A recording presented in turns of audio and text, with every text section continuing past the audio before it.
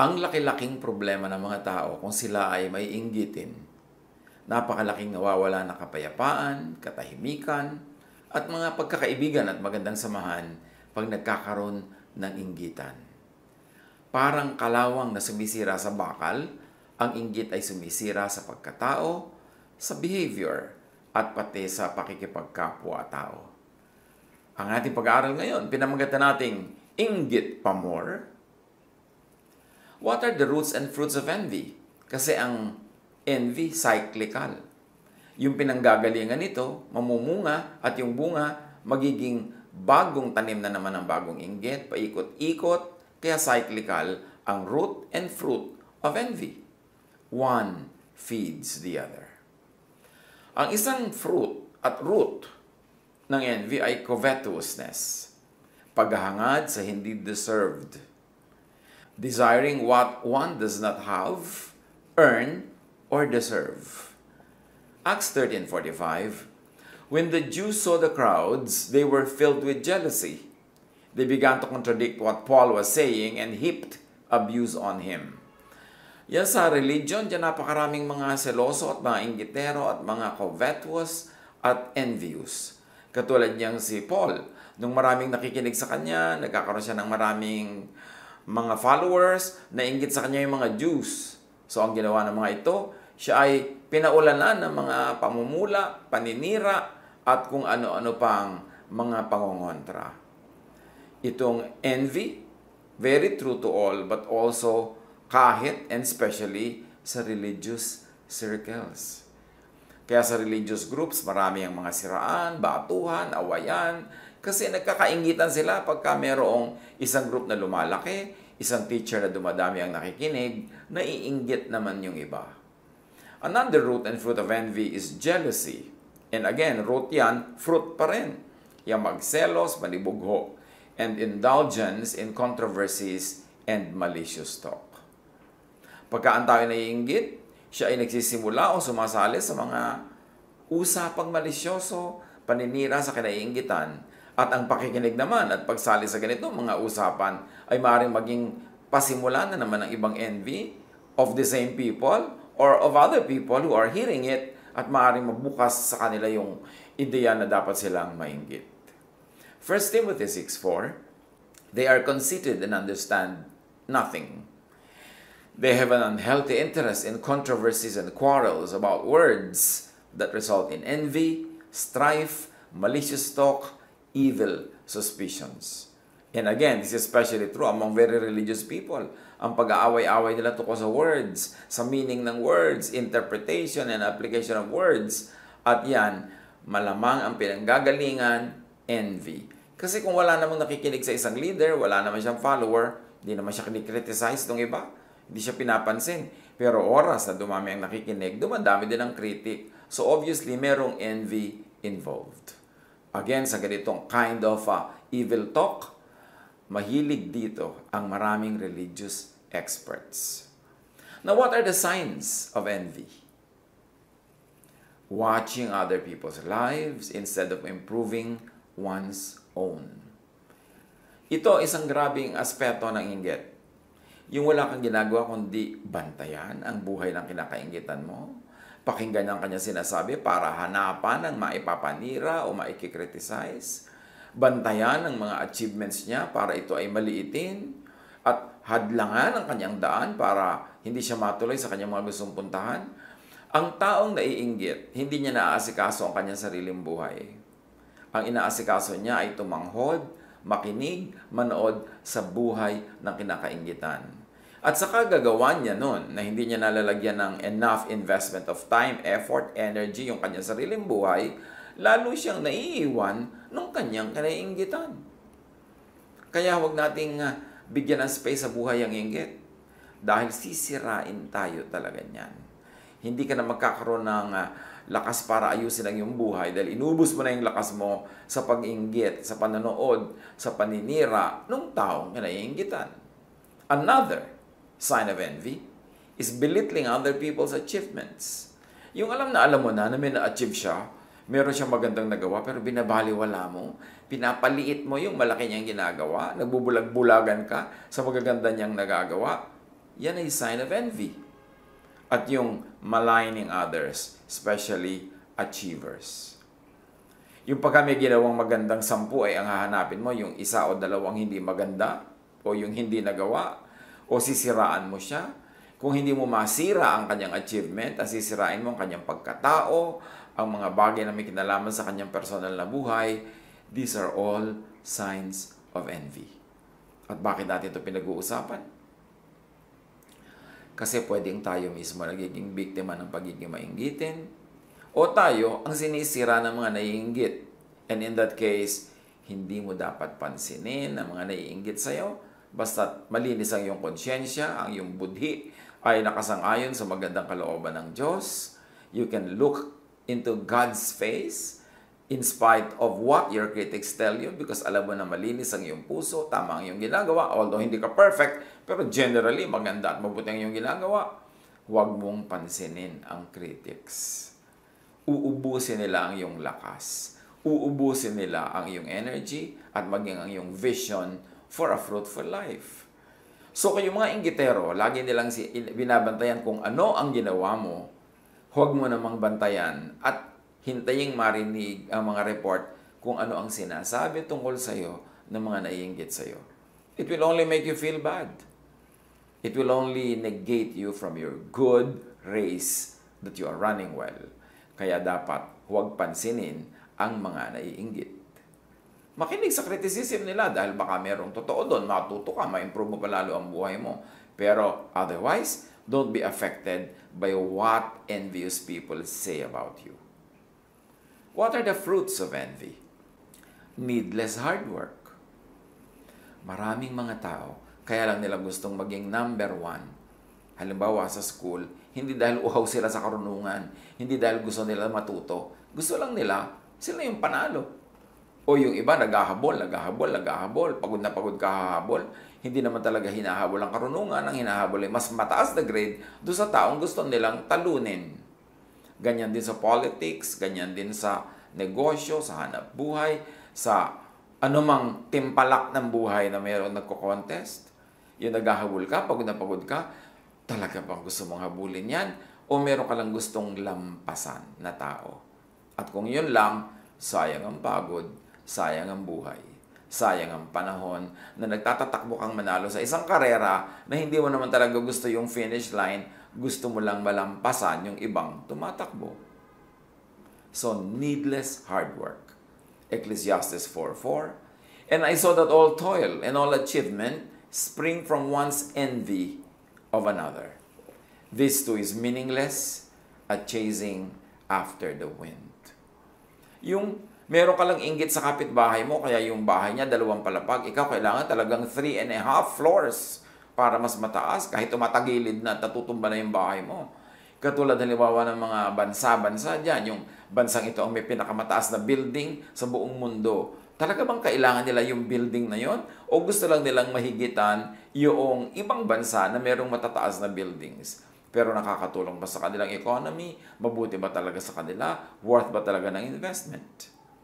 Yung ikaw ang merong pinakamahabang bahay sa inyong kalye, yung ikaw ang may pinakamaraming sapatos o damit, yung ikaw ang may pinakamaraming members kung yan ay club o group o church, yung ba talaga ang yung goal o meron ka lang ibang gustong madaig? Importante na suriin natin ang ating sarili.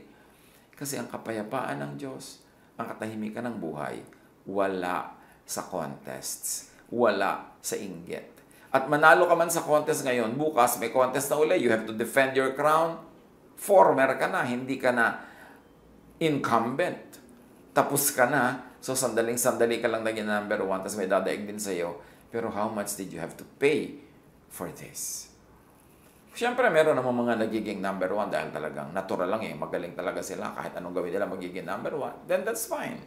O meron naman talagang gustong-gusto nila yung ginagawa nila, kaya nagsikap silang mabuti. Naging number 1 tuloy as a result. Pero yung gusto mo lang maging number 1 for the sake of being number 1, for the sake of overtaking everyone else, it's not worth it. Sayang. Sayang ang childhood na hindi naging child yung bata dahil sobrang pinagko-compete ng magulang. Sayang yung youth na hindi ka naging youthful dahil sobra ka nag-mature agad para maging ikaw ang youngest lawyer or youngest doctor or youngest anybody in your profession. Ang tanong lang ito masaya ka ba? Sumaya ka ba? At patuloy ka bang pinapasaya ng iyong number 1 position na yan? Don't do anything out of envy. Huwag kang gagawa ng anumang bagay para lang meron ka mga kapwang madaig. Hayaan mo sila. Kasi yung iba na talagang mataas ang posisyon nila sa kanilang larangan na pinili sa buhay, kasi line nila yon, natural talent nila, o gustong-gusto nila talaga. Kung ikaw, gagawin mo lang yung sobrang pagod, yung sobrang hirap, dahil lang gusto mong may madaig na tao, pero yun namang achievement by itself is not really your joy, it's not a good way to live. It is a waste of time. It is a waste of energy. Ano pa ang bunga ng envy? Evil practices and disorder. Pagka may inggitan, may evil deeds, may evil practices, may kaguluhan. Kasi ang mga naiinggit, nawawalan niya ng katwiran. Makapanira lang kahit pati sila masira. Ang inggit ay parang acid. It destroys its container more than the one for whom it is being stored. James 3:16. For where you have envy and selfish ambition, there you find disorder and every evil practice. Kahit sa loob ng tahanan, dapat natin itong bantayan. Mga kumisan, magkakapatid na nagko-contest. Mga magkakapatid na nagpapagalingan, nagsisiraan sa isa't isa. Dapat hindi ka na sa bahay. Kasi yung bahay na ang ating huli nating kanlungan, doon na lang tayo talagang pwedeng maging relax, pwedeng maging mapagtanggap at matanggap ng ating mga kapamilya. Kaya dapat yung ganyan mga contest, iniiwasan, minimize. At kung pwedeng talagang wala sa mga magkakapatid, sa mga mag-asawa, minsan mag-asawa na nga, nagko-contest pa. Contest sa career, contest sa palakihan ng sweldo, contest sa pride, contest sa pagmamahal ng mga anak nila, pinag-aagaw-agawan yung pagmamahal ng anak. No, no, no. This is not the way to live family life. Isa pang bunga ng inggit, cruelty to the object sa kinaiinggitan. Proverbs 27:4, anger is cruel and fury overwhelming. But who can stand before jealousy? Yan ang isa sa mga pinaka-dangerous feelings of all. Jealousy and envy.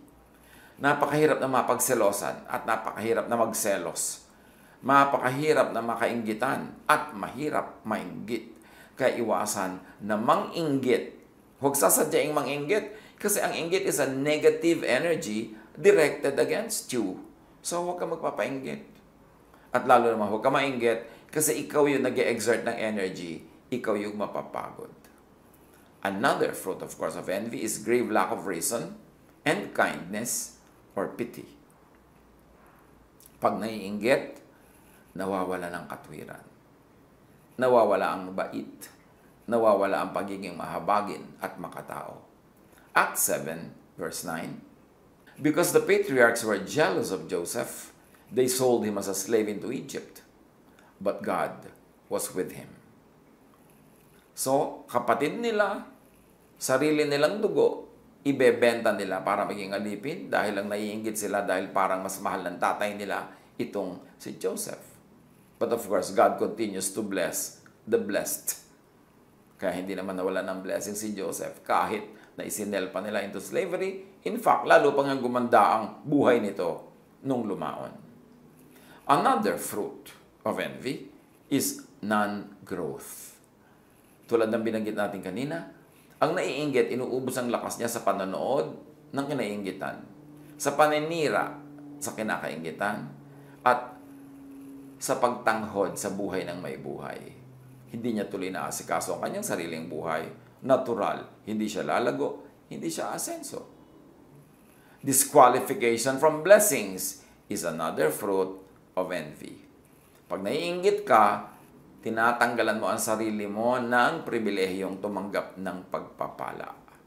1 Corinthians 3, 1-3. I could not address you as people who live by the Spirit, but as people who are still worldly, mere infants in Christ. I gave you milk, not solid food, but you were not ready for it. Indeed, you still are not ready. You are still worldly, for since there is jealousy and quarreling among you, are you not worldly? So pagiging makalupa lang at hindi makalangit ang pagiging mainggitin at mapanibughuin. It disqualifies us from receiving blessings from heaven. And of course, another fruit of envy is death and decay. When you are envious, something in you dies. And when you're continuously being envious, you keep on dying in many parts of your personality, in many parts of your heart. Job 5:2, resentment kills a fool, and envy slays the simple. Yan talagang pag nagre-resent ka, naiinis ka, nagagalit ka dahil may umaasenso, dahil merong masaya, dahil merong progresibo, ikaw ang namamatay. Ikaw ang nawawalan. Malaking-malaki ang nawawala sa taong maiinggitin. At kahit yung mga maiinggitin, kung minsan ay nakakatsamba-tsambang magtagumpay, yumaman, maging number 1, pero hindi pa rin yun masaya. Kasi pag envious ka, hindi ka matatahimik kahit hawak mo ang trophy. Kasi iniisip mong baka may umagaw sa iyo mamaya, baka mapunta yun sa iba bukas, kaya kahit hawak mo yun, hindi ka nag-enjoy. Miserable ang buhay ng mga mainggitin. Proverbs 14:30, a heart of peace gives life to the body, but envy rots the bones. Pag naiinggit ka sa kapatid mo, sa pinsan mo, sa kapitbahay mo, sa kamag-anak, sa office mate, sa workmate, sa classmate, naiinggit ka kahit kanino, sabing ganon, daig mo pa ang may cancer sa buto. At cancer sa buto, napakasakit daw niyan. Pero sabi niya, envy rots the bones. And the bone, of course, is a metaphor for the structure of your body, for the structure of your personhood. Kaya pag yung structure mo rotten, edi ang buong body mo, ang buong personality mo ay guguho din. Ano ang magandang pangkontra sa inggit? Wala nang dadaig pa sa love. Love for God. Pagka mahal mo ang Diyos, walang space yung mainggit ka pa sa iba. Kasi napupuno ka ng pagmamahal mo sa Diyos. Love for God's work and for other workers. Love for what is good. Kaya nang turo ni Jesus lagi, i-develop natin yung love, lagi natin i-consider, bigyan ng space, choose the loving ways. Kung maraming paraan ng pag-handle ng isang situation, choose love because love begets love. At sabi sa 1 Corinthians 13:4, love is patient. Love is kind. It does not envy. It does not boast. It is not proud. At sino ang taong mapapahinga? Hindi yung hindi proud, yung hindi boastful. Kasi hindi niya kailangan mag-maintain ng image sa ginagawa niya tungkol sa kanyang sarili. Hindi niya kailangan laging daigin ang kanyang kapwa. Hindi niya laging kailangan maging the best and number 1. Makakapahinga siya. Relaxed ang kanyang buhay. Ano pa ang pangontra sa envy? Ask God for what you want so you could be happy with what you make and with what you have. Ask God so that you could be happy with life. Ask. Ano pa talagang gusto mo sa buhay? Ask for it. Kung gusto mo ng bola, ask for it. Huwag mong agawin yung bola ng iba, huwag mong sirain yung bola ng iba, at huwag mong siraan yung iba dahil magaling silang maglaro ng bola. Ask for what you want. James 4:2, you desire but do not have. So you kill. You covet but you cannot get what you want. So you quarrel and fight. You do not have because you do not ask God. Kasimple, no? You do not have because you do not ask God. Only those who are not happy with their own lives watch other people's lives, are envious of others, and they try to destroy other people.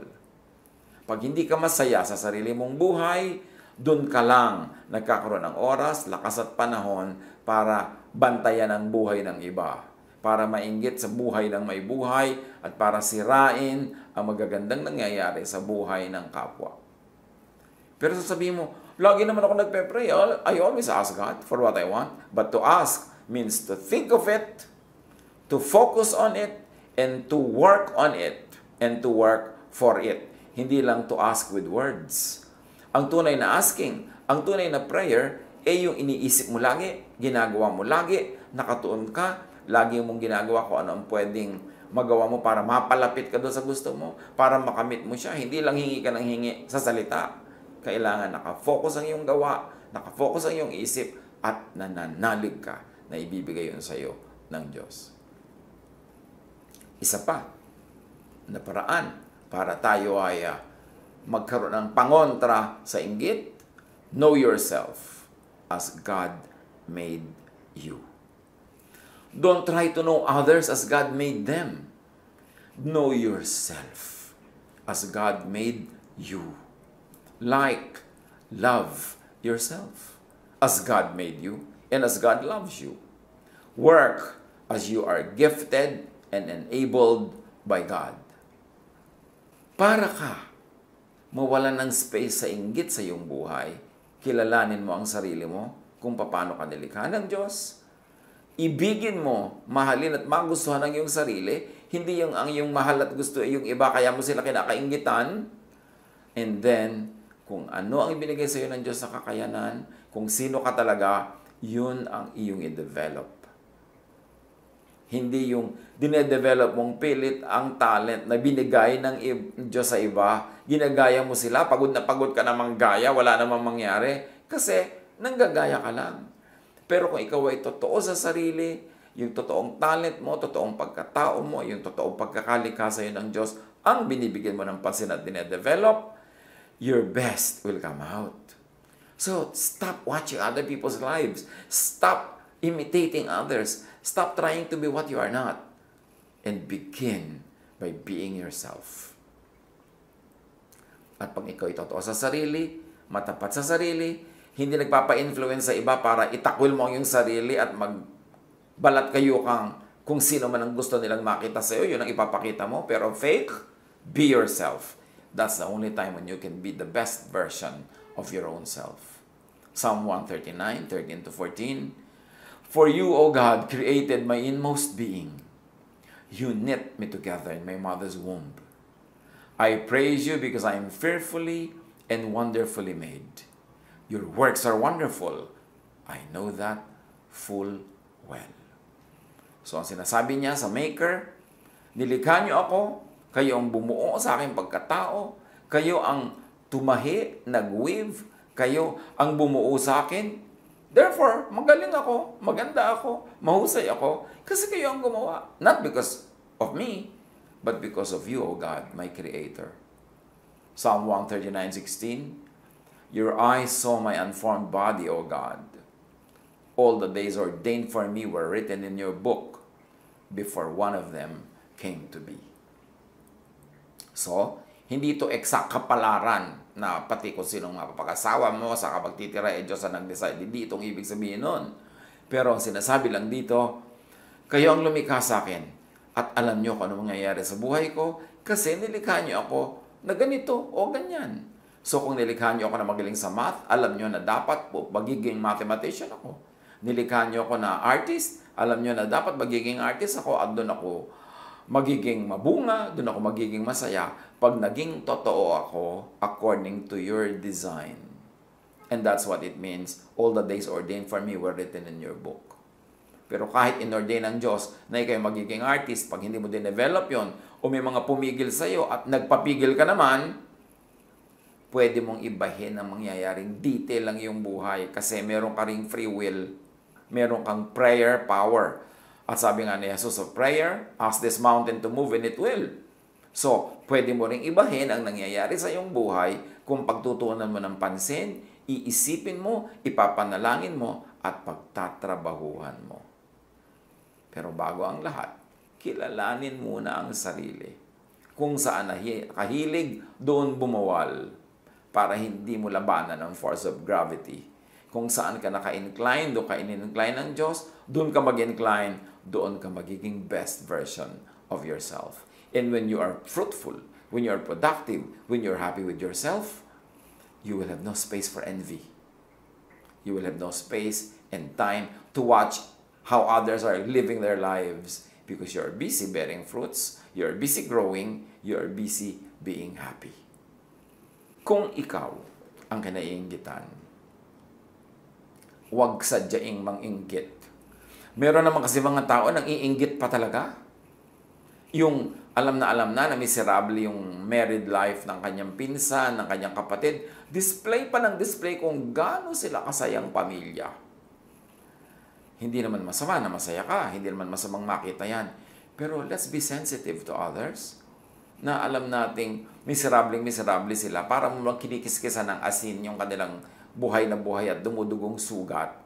Pagka ipinapakita mo palalo kung gaano kakasaya sa buhay mo, kung gaano sila ka miserable. Huwag sadyaing manginggit. Kasi pwede kang sirain ang naiinggit sa'yo. Pwede kang siraan, pwede kang gawa ng masama. So why will you want that? Try to lay low. Pagka ikaw ay masyadong fruitful, productive, tapos naliligid ka ng mga taong hindi fruitful and productive, medyo manahinahimik ka.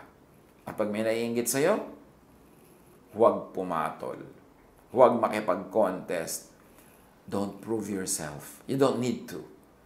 Huwag mo nang tapakan pa yung nasa baba na nga. At sa mga inggit, huwag magsayang ng panahon at lakas sa kapapanood ng buhay ng kapwa. 1 Thessalonians 4:11, make it your ambition to lead a quiet life. You should mind your own business and work with your own hands. So dapat daw, tahimik ang buhay mo. Tahimik in the sense na hindi ka gumugulo sa buhay ng iba, hindi ka nagpapagulo sa kanila, so tahimik ang buhay mo. At atupagin mo sarili mong buhay, sarili mong profesyon, sarili mong trabaho o negosyo, sarili mong pag-aaral, sarili mong project. At gawin mo ang lahat ng yan using your own hands. Yung hands mo, gawin mo sa productive work. Gamitin mo yan sa pagiging productive, hindi sa pagiging destructive. Atupagin ang sariling buhay, projects, paglago, at pamumuga. At kahit sa church life, atupagin ang sariling ministry. Huwag yung ministry ng iba.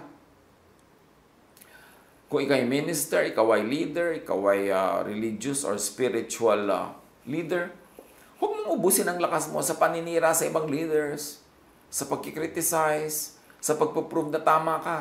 Yung mga katuruan mo, buhay mo, bunga mo, yun ang magpuprove na tama ka. Hindi mo kailangang i-compare sa iba. Hindi mo kailangang siraan yung iba dahil lang sila ay productive, mabunga. Magbunga ka dyan ng sarili mo para tahimik ang iyong buhay at hayaan mo siya. At tupagin ang sariling love life. Yung iba naman kasi nakikialam pa sa love life ng may love life. Kasi malamang wala siyang love life. Kasi kung masaya ka sa love life mo, ba't ka maninira sa love life ng iba? So pasayahin mo ang sarili mo. Gawin mo ang sarili mong lovable. Find someone to love. At huwag kang manghimasok at manggulo sa mga nagmamahalan. At ganun din, atupagin ang sariling godliness and holiness. Kung godly ka, kung holy ang iyong buhay, huwag kang mambato ng kapwa. Huwag kang tumapak sa mga ikinoconsider mong makasalanan. Huwag kang mag-criticize, huwag kang mag-judge, huwag kang rebuke, tapos sasabihin mo, open rebuke is better than secret love. Which is, of course, obviously, 90% of the time, misunderstood, misinterpreted, and misapplied. At tupagin ang sariling buhay, intindihin ang sariling achievement, maging masaya sa sarili, huwag magsayang ng buhay, ng sariling buhay, watching other people's lives. Huwag mainggit, ikaw ang talo. At kung kinaiinggitan, fly beneath the radar. Huwag na lang magpapansin pa. Makabubuti sa'yo kung ikay achiever, fruitful, masaya, na huwag kang mapansin ng mga naiinggit. I-apply ito sa buhay. Pag-isip-isipan para sa sariling kapakanan. God bless us all.